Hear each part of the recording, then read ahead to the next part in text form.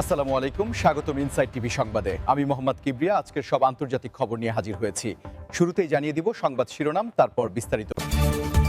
চ্যালেঞ্জের মুখে খামেনির নেতৃত্ব ও ইসলামী বিপ্লব। নিষেধাজ্ঞা শিথিলাকরণের বিষয়ে ইরান ও যুক্তরাষ্ট্রের দৃষ্টিভঙ্গি ভিন্ন। পারমাণবিক সক্ষমতা বাড়ানোই এখন সর্বোচ্চ অগ্রাধিকার, পুতিন। 2 দিনের সফরে ইসরায়েল যাচ্ছেন ভারতের প্রধানমন্ত্রী মোদি। প্রথমবার সায়াদ 3G ক্ষেপণাস্ত্র পরীক্ষা ইরানের। আসসালামু আলাইকুম, স্বাগতম জানাচ্ছি ইনসাইট টিভি সংবাদে। আমি মোহাম্মদ কিবরিয়া। এতক্ষণ শুনছিলেন সংবাদ শিরোনাম, এবার বিস্তারিত। খামেনির নেতৃত্ব এবং ইসলামী বিপ্লব যে চ্যালেঞ্জের মুখে পড়েছে সেই বিষয়ে।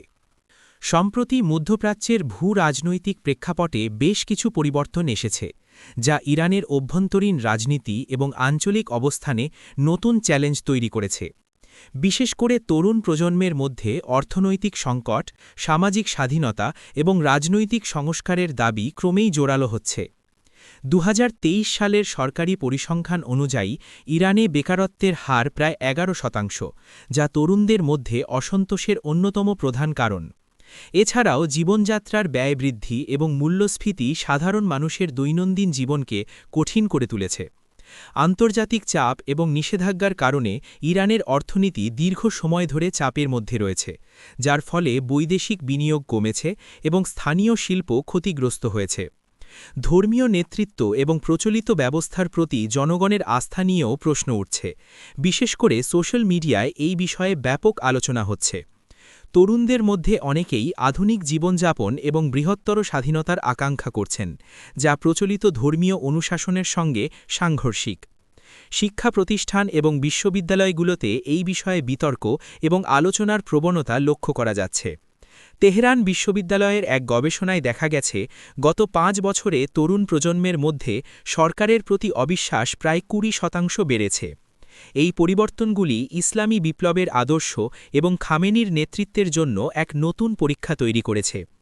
সরকার এই চ্যালেঞ্জ মোকাবিলায় বিভিন্ন সামাজিক এবং অর্থনৈতিক সংস্কারের উদ্যোগ নিলেও সেগুলোর কার্যকারিতা নিয়ে প্রশ্ন রয়েছে।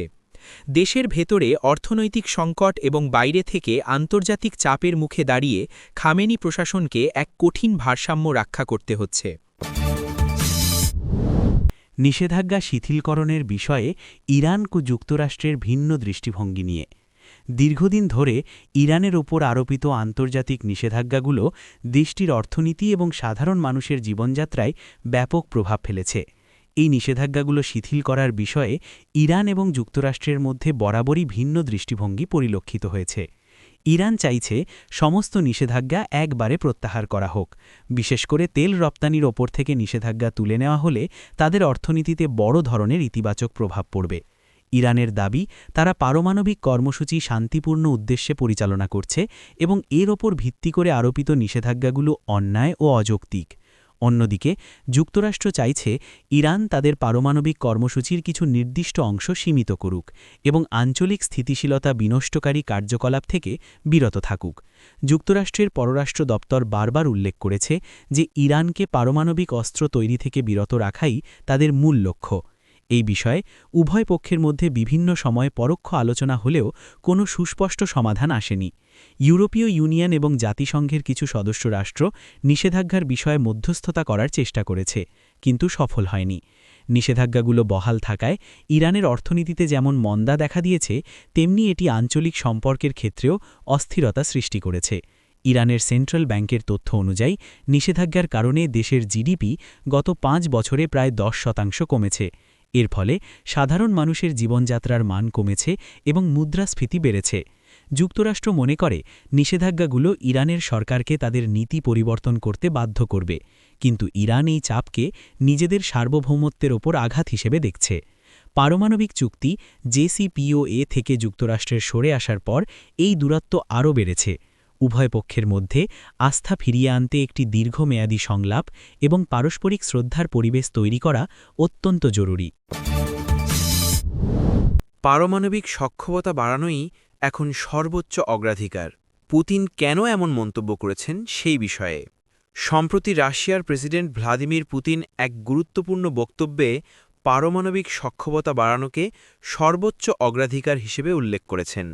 তার এই মন্তব্য আন্তর্জাতিক মহলে ব্যাপক আলোচনার জন্ম দিয়েছে এবং ভূরাজনৈতিক প্রেক্ষাপটে এর গভীর প্রভাব রয়েছে।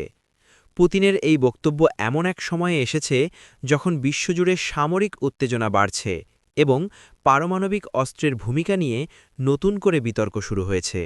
রাশিয়ার সামরিক নীতিতে পারমাণবিক অস্ত্রের গুরুত্ব বরাবরই ছিল, তবে এমন সরাসরি এবং জোরালোভাবে এর উপর জোর দেওয়া সাম্প্রতিক সময়ে কিছুটা ব্যতিক্রম। পুতিনের এই অগ্রাধিকারের পেছনে বেশ কিছু কারণ থাকতে পারে। প্রথমত, পশ্চিমা দেশগুলোর সাথে রাশিয়ার সম্পর্ক বর্তমানে শীতল। ইউক্রেন সংকট, ন্যাটো জোটের সম্প্রসারণ এবং অর্থনৈতিক নিষেধাজ্ঞার কারণে রাশিয়া নিজেদের নিরাপত্তা নিয়ে গভীরভাবে চিন্তিত। পারমাণবিক সক্ষমতা বৃদ্ধিকে রাশিয়া তাদের প্রতিরোধের অন্যতম প্রধান উপায় হিসেবে দেখছে। দ্বিতীয়ত, আধুনিক প্রযুক্তির বিকাশ এবং নতুন প্রজন্মের অস্ত্রের উদ্ভাবন সামরিক প্রতিযোগিতাকে নতুন মাত্রা দিয়েছে। রাশিয়া হয়তো চাইছে এই প্রতিযোগিতায় পিছিয়ে না থাকতে এবং নিজেদের সামরিক শক্তিকে আরও শক্তিশালী করতে। তৃতীয়ত, অভ্যন্তরীণভাবে পুতিন হয়তো দেশের সামরিক সক্ষমতাকে শক্তিশালী করে জনসমক্ষে রাশিয়ার অবস্থানকে আরও মজবুত করতে চাইছেন।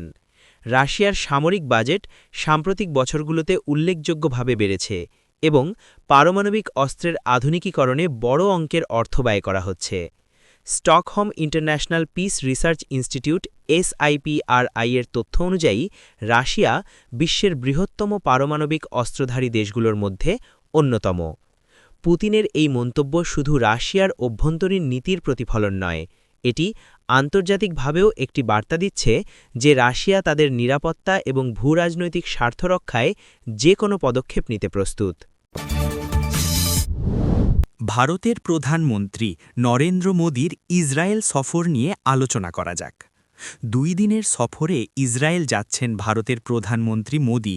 এই খবরটি আন্তর্জাতিক সম্পর্ক এবং ভূরাজনৈতিক ক্ষেত্রে বেশ তাৎপর্যপূর্ণ। ঐতিহাসিকভাবে ভারত এবং ইসরায়েলের মধ্যে সম্পর্ক জটিল ছিল, কিন্তু সাম্প্রতিক বছরগুলোতে উভয় দেশের মধ্যে সম্পর্ক নতুন মাত্রা পেয়েছে। বিশেষ করে প্রযুক্তি, কৃষি, প্রতিরক্ষা এবং সাইবার নিরাপত্তা খাতে উভয় দেশের মধ্যে সহযোগিতা উল্লেখযোগ্যভাবে বৃদ্ধি পেয়েছে।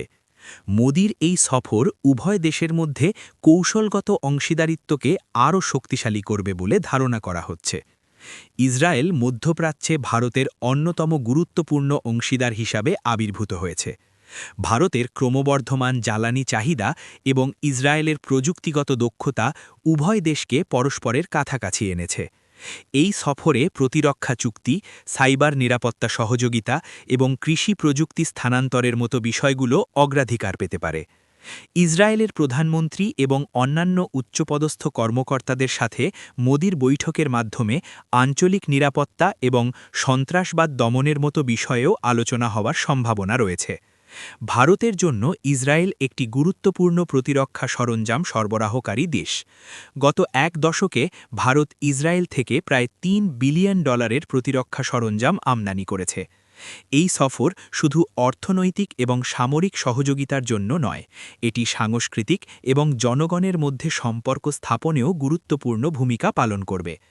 যদিও ফিলিস্তিন ইস্যুতে ভারতের ঐতিহাসিক অবস্থান ফিলিস্তিনিদের পক্ষে ছিল, সাম্প্রতিক সময়ে ইসরায়েলের সঙ্গে ভারতের সম্পর্ক একটি বাস্তববাদী দৃষ্টিভঙ্গি থেকে আরও শক্তিশালী হয়েছে। এই সফর মধ্যপ্রাচ্যে ভারতের ক্রমবর্ধমান প্রভাব এবং আন্তর্জাতিক অঙ্গনে তার ক্রমবর্ধমান ভূমিকার ইঙ্গিত দেয়। প্রথমবার সায়াদ 3G ক্ষেপণাস্ত্র পরীক্ষা ইরানের।